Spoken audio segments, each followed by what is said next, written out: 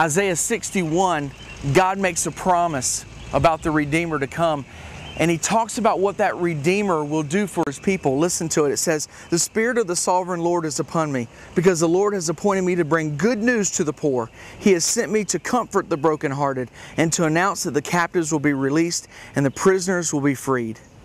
He has sent me to tell those who mourn that the time of the Lord's favor has come, and with it the day of God's anger against their enemies.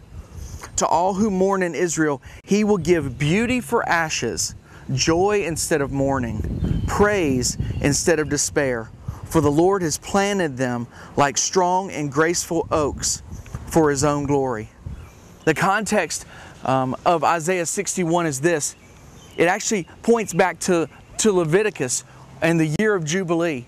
See, every 7 years there was a Sabbath year where they didn't plant and they didn't harvest because they were given land the rest. That was God's rule. That was God's law. And so after 7 cycles of that, it was year 50. And that was the year of Jubilee. And on the Day of Atonement, they would celebrate the year of Jubilee. And basically, if anyone owed any money, those debts were canceled. If anyone was imprisoned, if anyone was a slave, they were set free. If someone had someone else's land, the land was given back to its original owner.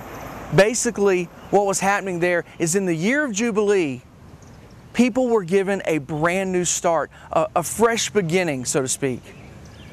In Luke chapter 4, Jesus is beginning His earthly ministry. And He stands up in the synagogue in his own area, in his own hometown, and they hand Him the Scriptures to read. And He reads Isaiah 61.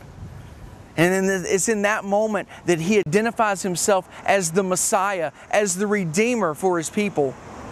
And he's saying this. He's saying, if you have a personal relationship with me, then I want to trade your pain for joy. I want to trade your ashes for beauty. I want to take your heaviness and give you a peace. And for us, if we have a relationship with Jesus, He's saying the same thing. He's saying that He wants to take whatever bad choices we've made, whatever decisions have caused us to be captive, and He wants to set us free. So today, you might be thinking that all you can see is the pain and the suffering and the tragedy that's happened in your life. And you're wondering why God could allow that tragedy to happen. Well, here's the good news.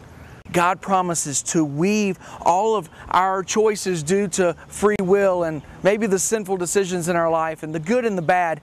He wants to weave all that together for His glory and for our good. We have a wonderful God. And the more I know Him, the easier it is to walk this journey